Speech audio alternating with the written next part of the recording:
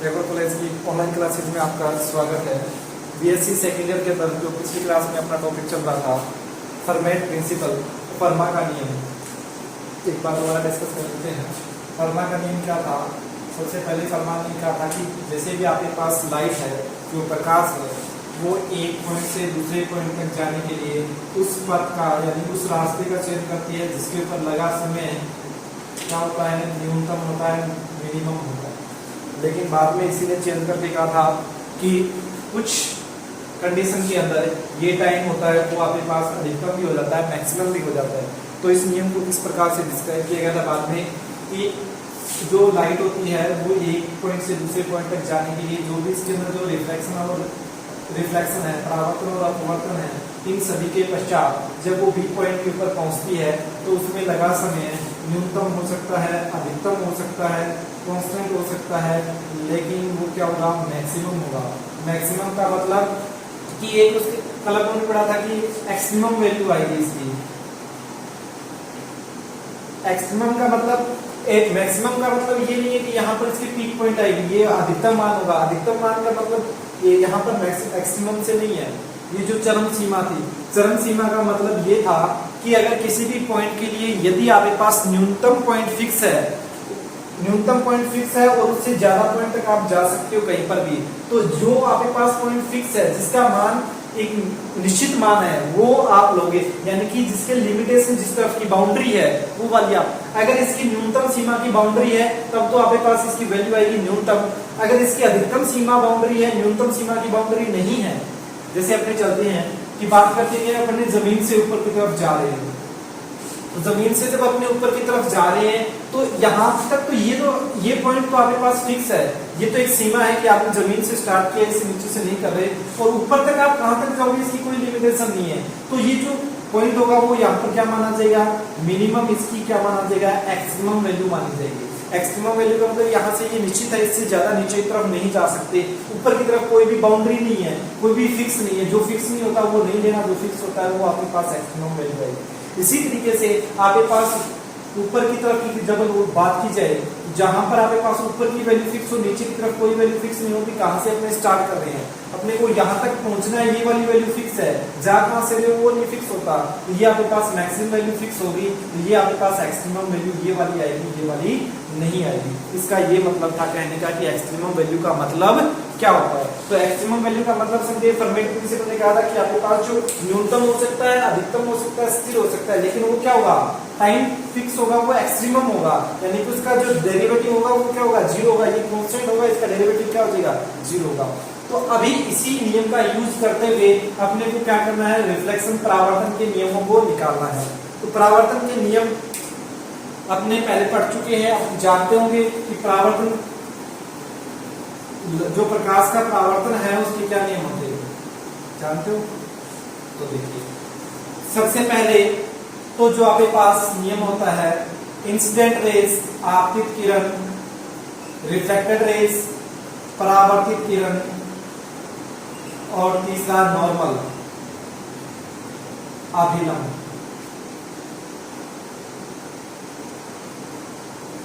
Incident raise, reflected raise और normal, ये तीनों एक ही प्लेन में होनी चाहिए। जैसे ये आपके पास कोई एक सरफेस है, एक इंसिडेंट रे आई, ये वाली ए, और यहां से ये रिफ्लेक्ट होकर के बी इस तरफ चली, तो ये जो रेज आ रही है और ये जो जा रही है और ये इसका प्लेन का परपेंडिकुलर, वो एक ही प्लेन के अंदर होनी चाहिए, एक ही तल में होनी चाहिए।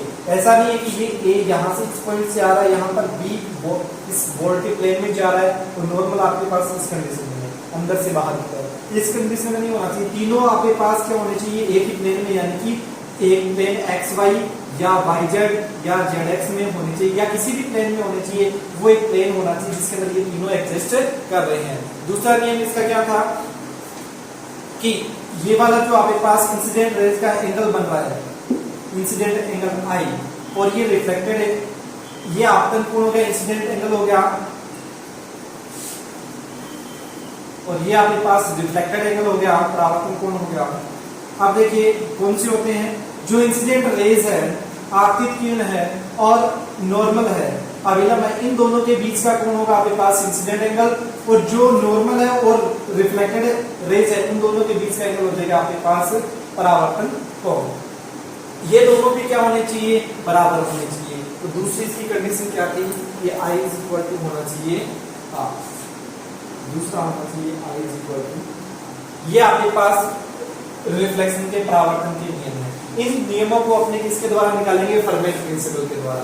तो फर्मेट प्रिंसिपल के अंदर जो सबसे पहली कंडीशन थी वो क्या थी, वो ये कहता है कि आपके पास इसका जो पाथ होना चाहिए वो एक्सट्रीमम होना चाहिए। एक्सट्रीमम पाथ को समझने के लिए अपने एक प्लेन लेते हैं PQRS, ये PQRS एक प्लेन है, इसके अंदर एक परपेंडिकुलर प्लेन लेते हैं AB, जो जहां पर ये रेज आ रही है, उन्होंने कहा था कि एक ही तल में होने चाहिए, तो वो एक इंसिडेंट एंगल है AO और आपके पास एक है B, ठीक है, ये एक प्लेन में है, ये वाला प्लेन ले लिया, इसके परपेंडिकुलर है, ये नॉर्मल है जिसमें एग्जिस्ट कर रहा है। अब क्या करना है, ये वाली रेज यहां पर मान लीजिए कि ये A पॉइंट है, इसी कोई भी रेज आकर के इस O डेज पॉइंट तक पहुंचती है, और O है वो इससे परपेंडिकुलर इस प्लेन से, जैसे कि आपके पास यहाँ पर इस तरीके से है, ये वाला प्लेन है, यहाँ पर O पॉइंट है वो आपके पास जैसे इस बोर्ड से थोड़ा आगे यहाँ पर इस जगह एग्जिस्ट कर रहा है एक, तो जो रेज होगी वो किस तरीके से आएगी, O पॉइंट ये है, इससे यहाँ पर आएगी और यहाँ से आपके पास इस तरीके से आएगी। तो इसको थोड़ा सा बोर्ड से बाहर उठा करके बना दिया, मैं इसको प्लेन को दूसरे दायरा कर देता हूँ। अब जो इंसिडेंट रेज है वो आपके पास AO डेज है, AO डेज किस तरीके से है, यहां से इस तरीके से, इस प्लेन से बाहर है O डेज, ये आपके पास O पॉइंट है, ये O डेज है, इससे इतनी दूर तक परपेंडिकुलर बाहर की तरफ है, और यहां से ये वापस B तक जाता है। तो देखिए अब इसके दो पाथ हो गए, कौन कौन से, एक तो AO डेज B और दूसरा आपके पास AO B। अब ये कौन से पाथ को फॉलो करेगी, देखिए यहां पर कंडीशन क्या है, एक तो है आपके पास AO डेज आपके पास क्या है, इंसिडेंट रेज की लेंथ है, जिसको अपने U के द्वारा लिखते हैं, इसकी लेंथ होगी वो AO से ज्यादा होगी। अपने को पता है कि एक आपके पास A से O पॉइंट तक जा रहे हैं और एक इसका पॉइंट सेम इससे बाहर है, तो इसका लेंथ बढ़ेगी ना, जैसे आपके पास परपेंडिकुलर है, ये इसका डायगोनल हो गया, ये कर्न हो गया इसका, तो आपके पास इसकी लेंथ ज्यादा होगी। तो ये वाला जैसे आपके पास AO डेज होगा वो AO से ज्यादा होगा। सेम उसी तरीके से अगर आपकी इससे दूरी बढ़ती जाएगी तो इस पॉइंट से भी लेंथ क्या होती जाएगी, बढ़ती जाएगी, तो आपके पास O डेज B की वैल्यू भी OB से ज्यादा होगी। बात आ रही समझ कि AO डेज की वैल्यू AO से ज्यादा है और O डेज B की वैल्यू भी OB से ज्यादा है। तो अगर इनको अपने जोड़ा जाए तो AO days plus O days B, ये आपके पास क्या है, कौन सा पाथ है, AO डेज B पाथ की लेंथ है, पाथ AO डेज B की लेंथ है, और इसकी वैल्यू किससे ज्यादा होगी, AO प्लस OB से होगी। ये कौन से पाथ की लेंथ है, AOB की है। अब ये बताइए कि इसकी एक्सट्रीमम कंडीशन कौन सी है। एक्सट्रीमम कंडीशन का मतलब कि आपके पास A से O तक जा रही है, इसको थोड़ा सा बाहर लेकर के आए A से O डेज के ऊपर, और ये B तक जा रही है, फिर इससे और बाहर लेकर के आए A से O डबल डेज तक आ रही है, B तक जा रही है, फिर इससे और बाहर तक लेकर के O ट्रिपल डेज आ रही है, B तक जा रही है। तो अब ये बताइए कि यहां से स्टार्ट हो रहा है, आगे की तरफ कितना जा सकते हो, आगे तक बहुत दूरी तक जा सकते हो, तो यानी कि इसके जो इसकी लेंथ है, इससे दूरी की कोई भी बाउंड्री कंडीशन नहीं है। तो इसकी एक्सट्रीमम वैल्यू कब आएगी, जब आपके पास O डेज आपके पास कहां पर होगा, O पॉइंट के ऊपर एग्जिस्ट करेगा। O डेज कहां पर एग्जिस्ट करेगा, O पर एग्जिस्ट करेगा, यानी कि दोनों पॉइंट एक दूसरे के ऊपर एग्जिस्ट करेंगे, यानी कि समपाती होंगे। तो इस कंडीशन, ये आपके पास एक्सट्रीमम कंडीशन आ गई। ये एक्सट्रीमम कंडीशन क्या होगी कि ये आपके पास O डेज पॉइंट है, इसके बाहर तो कितनी भी दूर जा सकता है, तो कंडीशन कहां पर रहेगी, एक्सट्रीमम। वो मिनिमम कब होगा, जब वो कहां पर होगा, O के ऊपर होगा। तो ये मिनिमम पाथ को फॉलो करेगा जब आपके पास O डेज किसके इक्वल होगा, O के ऊपर होगा, यानी कि ये आपके पास पाथ किसके बराबर हो जाएगा, AO डेज B किसके बराबर हो जाएगा, AOB के बराबर हो जाएगा। और ये जो पाथ फॉलो हो रहा है AOB, वो आपके पास क्या है, मिनिमम लेंथ है, यानी कि इसकी लेंथ मिनिमम है तो इसमें जो टाइम लगेगा वो भी आपके पास क्या होगा, मिनिमम होगा। तो फर्मेट प्रिंसिपल के हिसाब से जो पहला हमने कहा था कि जो फर्मा का नियम क्या कहता है कि आपके पास जो लेंथ प्रकाश होता है वो आपके पास न्यूनतम दूरी क्या करता है, या उस पाथ को फॉलो करता है जिसमें लगा समय एक्सट्रीमम हो। तो यहाँ पर एक्सट्रीमम क्या है, न्यूनतम आ रहा है, तो न्यूनतम पाथ फॉलो करेगा, तो ये कौन से पाथ को फॉलो करेगा, AOB को। तो ये भी आपके पास AOB एक प्लेन के अंदर है। एक प्लेन में पहले लिया था कि अपने पास ये प्लेन लिया था किसके परपेंडिकुलर, PQRS के परपेंडिकुलर एक प्लेन लिया था, कौन सा, AB आपके पास इंसिडेंट रेज, ये O और ये B। तो ये परपेंडिकुलर प्लेन था, उसके अंदर AB एग्जिस्ट कर रहा था, OB और BB। इससे बाहर जैसे ही आ रही है तो इसकी बाउंड्री कंडीशन नहीं है, तो कंडीशन कहां पर खत्म होती है, O के ऊपर। तो अगर O डैश O के ऊपर आ गया तो ये कहां पर होगा, इसी एक प्लेन में होगा। और यही आपके पास परावर्तन की रिफ्लेक्शन का जो फर्स्ट लॉ है, इंसिडेंट रेज, रिफ्लेक्टेड रेज और नॉर्मल, वो तीनों एक ही प्लेन के अंदर होने चाहिए। तो इस यहां से ये प्रूव हो रहा है कि A O डैश B और AOB यानी कि ये दोनों पॉइंट क्या होंगे, एक ही पॉइंट के ऊपर होंगे, तब आपके पास इसकी एक्सट्रीमम कंडीशन आएगी और ये आपके पास इसका पाथ होगा वो क्या होगा, मिनिमम होगा। तो ये फर्स्ट कंडीशन आपके पास फर्मेट प्रिंसिपल भी ये कहता है कि इसका जो पाथ होगा एक्सट्रीमम कंडीशन लगेगी। एक्सट्रीमम कंडीशन क्या होगी, बाहर की तरफ कोई भी बाउंड्री कंडीशन नहीं लग रही है। जैसे इससे बाहर जाओगे पॉइंट, यदि O डैश यहाँ पर है तो ये तीनों एक प्लेन में नहीं हो सकते। जैसे जैसे बाहर बढ़ते जाओगे लेंथ और बढ़ती जाएगी तो वो प्लेन चेंज होता रहेगा, सेम प्लेन के अंदर नॉर्मल नहीं रहेगा। ये तीनों तो सेम प्लेन में बना सकते हो आप, लेकिन जो नॉर्मल होगा वो इसके साथ तीनों के साथ नहीं रहेगा।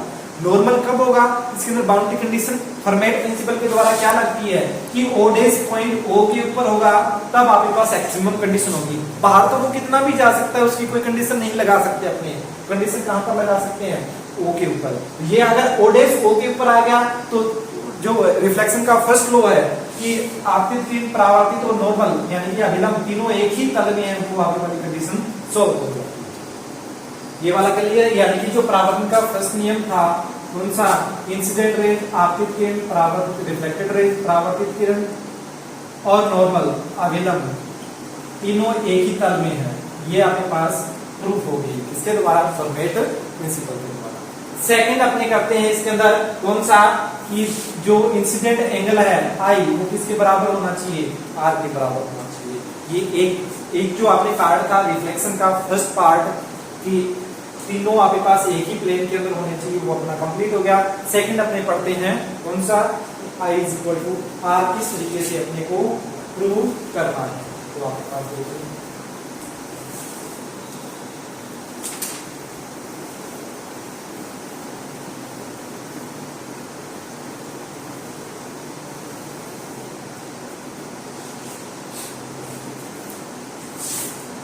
मान लीजिए कि एक रिफ्लेक्टर सरफेस है ये वाली,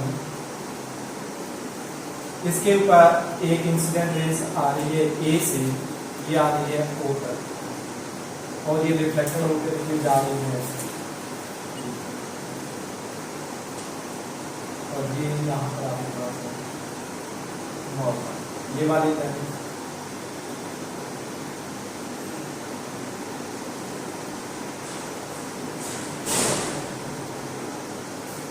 ये आपके पास इंसिडेंट एंगल हो गया I, ये रिफ्लेक्टेड एंगल हो गया R और ये आपके पास मान लीजिए B पॉइंट है, ये आपके पास C पॉइंट है, यहाँ पर ये है M और यहाँ पर आपके पास है। अब देखिए AO इंसिडेंट रेज है, तो AO इंसिडेंट रेज है तो इसकी लेंथ मान लीजिए कितनी आ रही है, AO = इंसिडेंट रेज है उसकी लेंथ ले लेते हैं अपनी कितनी। दूसरा रिफ्लेक्टेड रेज है आपके पास कौन सी, OB, उसकी लेंथ किसके द्वारा लेते हैं, B के द्वारा। और ये यहाँ पर O से N तक ये क्या है, नॉर्मल, ये बात है समझ। और इसके अंदर कौन कौन सी दूरियां हैं,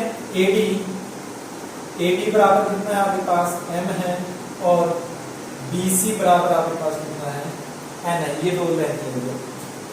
अब अपने को क्या निकालना है,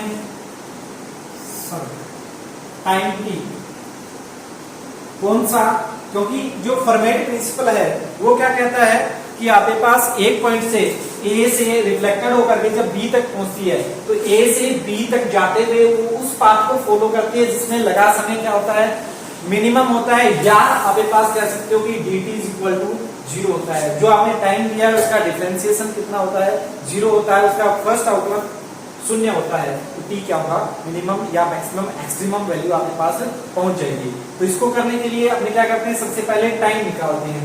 टाइम निकालोगे तो टाइम आपके पास क्या होता है, time is equal to length या डिस्टेंस अपॉन में वेलोसिटी। तो वेलोसिटी आपके पास लाइट की वेलोसिटी कितनी है, इसके अंदर आपने कोई भी मीडियम नहीं ले रखा है, ले रखे या एयर ले रखे हैं, तो यहां पर टाइम निकालने के लिए सबसे पहले आपको चाहिए वेलोसिटी। वेलोसिटी ऑफ लाइट वो कितनी होगी, c। अगर आपके पास एरिया देखने ले रखा है तो उसकी वेलोसिटी कितनी हो जाएगी, c। इसमें तो कोई चेंज नहीं होगा। दूसरा आपके पास लेंथ चाहिए a से o तक, पाथ कौन सा फॉलो कर रहा है, अब जो समय लग रहा है वो कौन से पाथ का कर रहा है, वो आपके पास है AOB। पहले अपने कर चुके हैं कि o डेज बाहर नहीं आएगा, कहां पर होगा, o पर ही होगा, तो उसका पाथ कौन सा हो जाएगा, a से पहले o तक आएगा, इतनी लेंथ कवर करेगा, और रिफ्लेक्शन के बाद वो o से कहां तक जाएगा, b तक जाएगा। तो आपके पास पाथ हो गया AOB। इसके अंदर डिस्टेंस वो कौन कौन सी कवर कर रहा है, वेलोसिटी आ गई, अब आपके पास डिस्टेंस वो पहले a से o तक जा रहा है, फिर o से b तक जा रहा है, ये आपके पास उसकी होगी डिस्टेंस। अब अपने को निकालना है time. Time is equal to distance upon में वेलोसिटी। तो आपके पास ये कितना आ गया, u प्लस v अपॉन में c। ये आपके पास u और v आपके पास क्या है, लेंथ है। तो यहां से आप लिख सकते हैं T is equal to u plus v upon c, equation number first. अब आ जाते हैं इस डायग्राम के अंदर, देखिए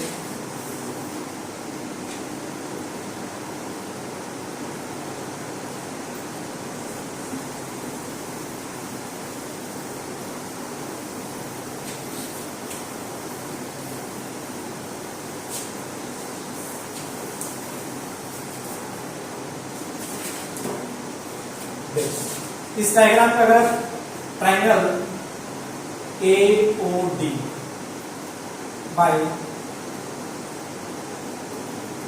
पाइथागोरस थ्योरम, ये आपके पास फॉर्मूला याद होगा और लागू करता है।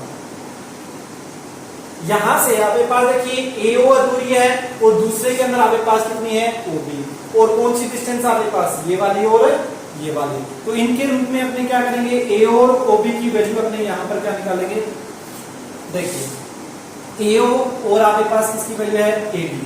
तो AO की वैल्यू आपके पास U है, इसको किसके रूप में निकालेंगे, AB के रूप में, ये कांस्टेंट वैल्यू आ जाएगी।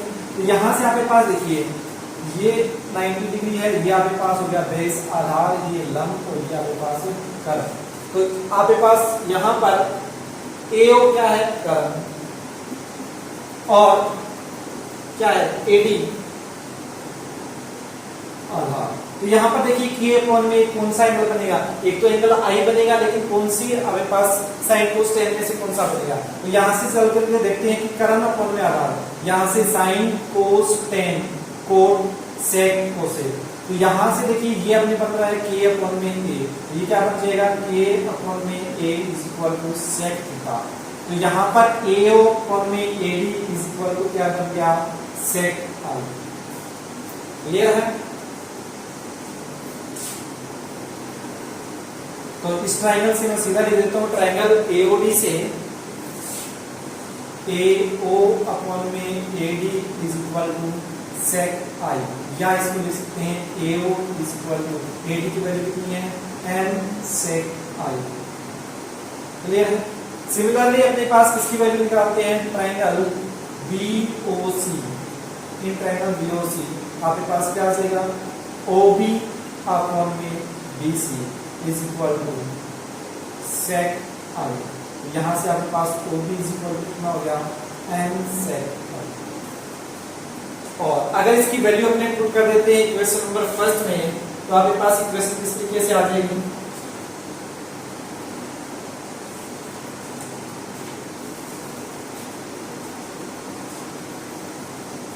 यहाँ पर पुट कर देते हैं अपने u की वैल्यू आपके पास कितनी है from equation first t is equal to c बाहर 1 में c u की वैल्यू आपके पास कितनी है m sec i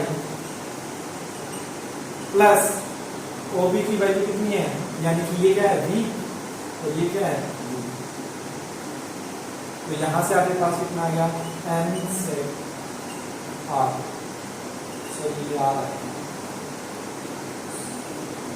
ये एंगल आपके पास आई है तो आपके पास कितना r इस ट्रायंगल में एंगल कितना है r ये आपके पास m sec i और m sec r ये किसकी वैल्यू आ गई t की।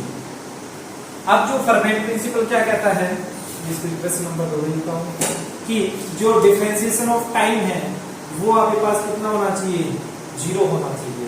तो इसका जो डेरिवेटिव आएगा वो कितना आना चाहिए 0 आना चाहिए। तो इसका डिफरेंशिएशन कर दो तो यहां से अगर अपने dt निकालते हैं तो 1/c कांस्टेंट है m कांस्टेंट है sec i का आपके पास क्या हो जाएगा differentiation sec i tan i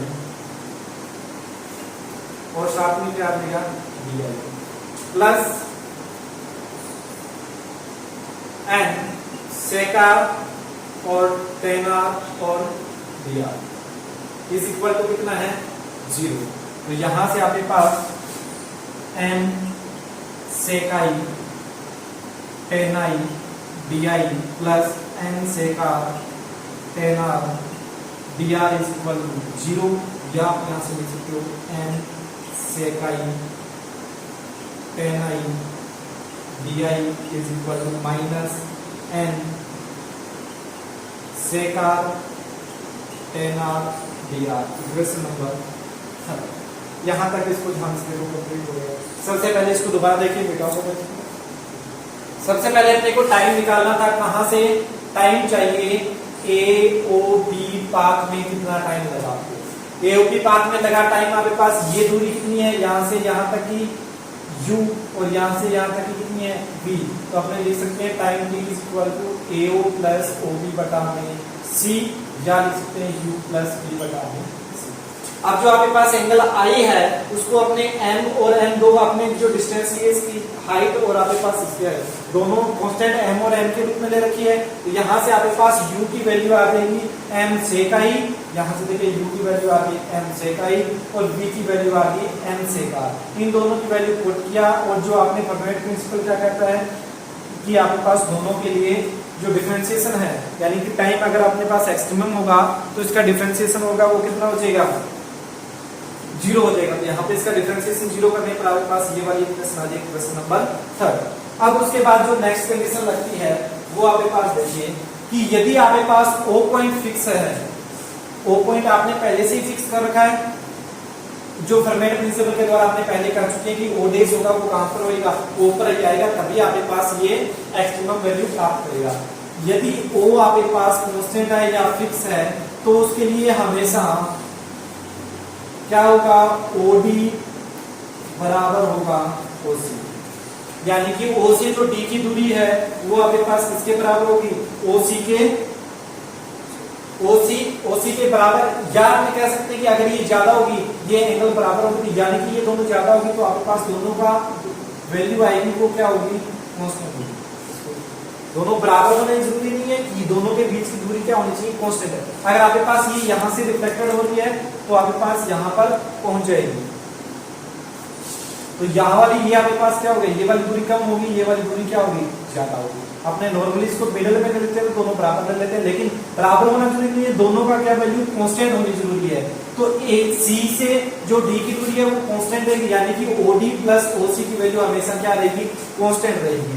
यदि आपके पास O पॉइंट फिक्स है इसको ध्यान से देख लेना कि यदि आपके पास बिंदु O को आपके पास नियत कर दिया है तो O से C की दूरी और O से D की दूरी का योग हमेशा क्या रहेगा नियत रहेगा यानी कि इन दोनों के बीच की दूरी क्या रहेगी कांस्टेंट रहेगी। अब देखिए आपके पास एक इक्वेशन और आ गई OD प्लस OC बराबर कांस्टेंट। एक पहले इक्वेशन आई थी कि T आपके पास जो डिफरेंशिएशन ऑफ T है वो आपके पास 0 होना चाहिए। अगर ये कांस्टेंट है तो इसका डिफरेंशिएशन भी कितना होगा 0 होगा। तो इसलिए आपके पास ये आपके पास सेकंड इक्वेशन आ चुकी है।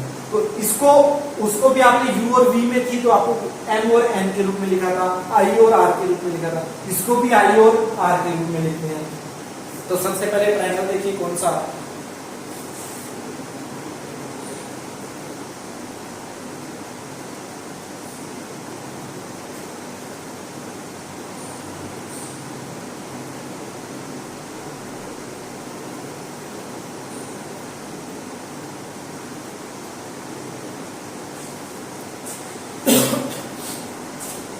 आपको चाहिए ओडी दूरी,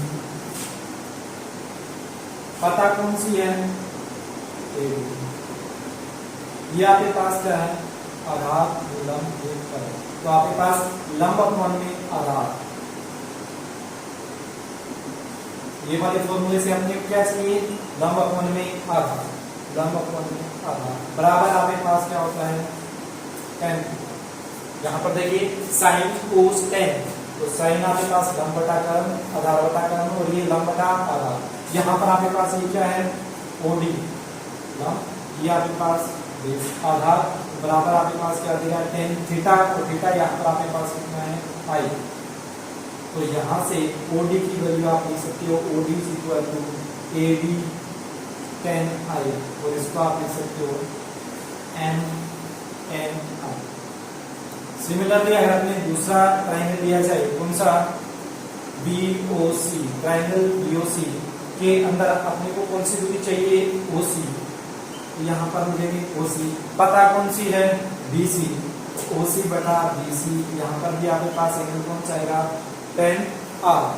तो यहाँ पर लिखेंगे OC की वैल्यू कितनी आ गई, BC की वैल्यू है n tan R।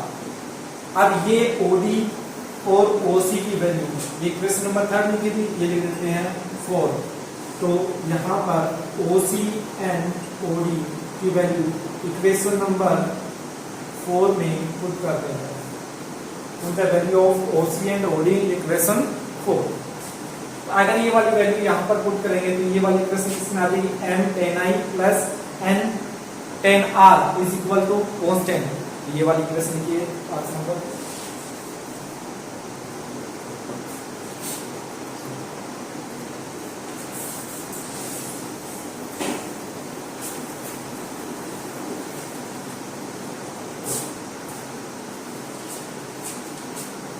देखो, यहाँ पर लिखेंगे m tan i plus n tan r बराबर कांस्टेंट।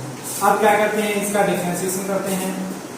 डिफरेंशिएशन करोगे तो tan थीटा का क्या होता है, sec स्क्वायर थीटा, तो यहाँ से करोगे डिफरेंशिएशन, अब equation m sec square i di plus n sec square r dr is equal to 0।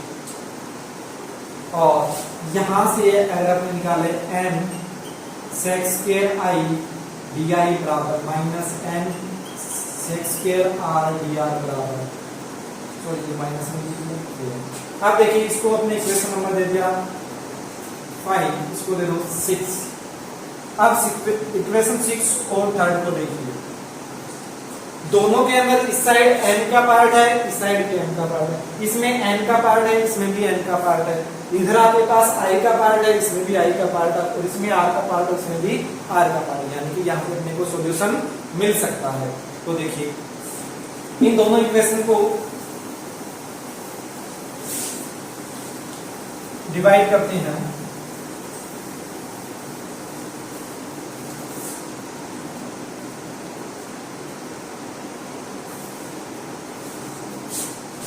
Equation 3 divided by equation 6। Equation 3 आपके पास क्या है, m sec i tan i di is equal to minus n sec r tan r dr। Divide करेंगे इससे तो यहाँ पर हो जाएगा m sec square i di, और इधर आपके पास आ जाएगा minus n sec square r dr। अब देखिए यहाँ से कौन कौन सी टर्म्स कैंसिल आउट हो रही है,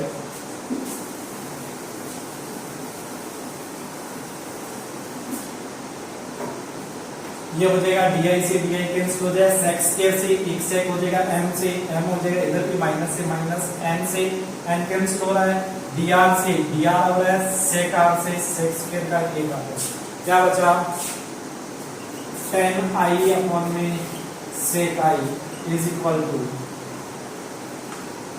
क्या होता है, टेन आर अपॉन में सेक आर। क्लियर है। अब देखिए यहाँ पर इसको साइन को उसमें चेंज करिए, साइन थीटा बराबर, सॉरी टेन थीटा बराबर क्या होता है, साइन थीटा बटा कोस थीटा। तो ये टेन आई को लिख सकते हैं साइन आई बटा कोस आई।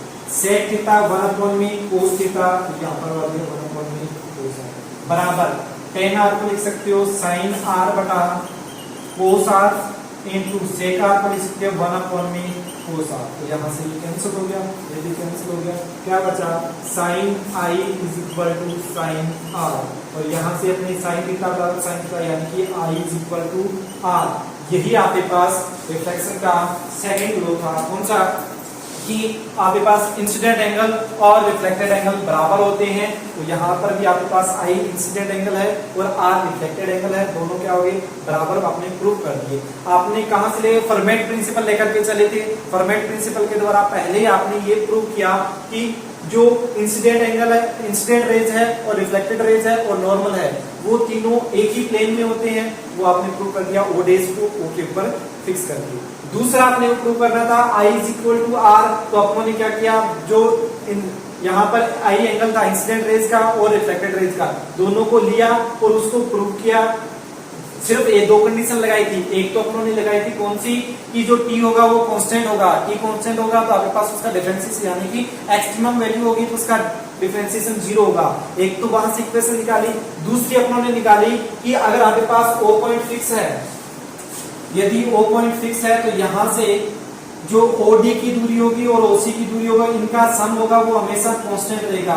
तो एम और एन के रूप में इनकी वैल्यू कांस्टेंट थी, उसका डिफरेंशिएशन किया। और एक आपके पास ये यू और वी वाले से जो टाइम को कांस्टेंट करके dt को 0 किया, इन दोनों इक्वेशन को आपने डिवाइड किया, वहां से आपके पास सॉल्यूशन आ गया I is equal to R. यहाँ से प्रूव होता है कि जो परावर्तन के अंदर जो इंसिडेंट एंगल है वो रिफ्लेक्टेड एंगल है, आपतन कोण और परावर्तन कोण बराबर होते हैं। दोनों नियम प्रूव हो गए, किसके द्वारा, फर्मेट प्रिंसिपल के द्वारा। आज की क्लास में इतना ही। नेक्स्ट क्लास में अपने अपवर्तन के नियम की व्याख्या भी अपने फर्मेट प्रिंसिपल से इसको प्रूव करेंगे। धन्यवाद।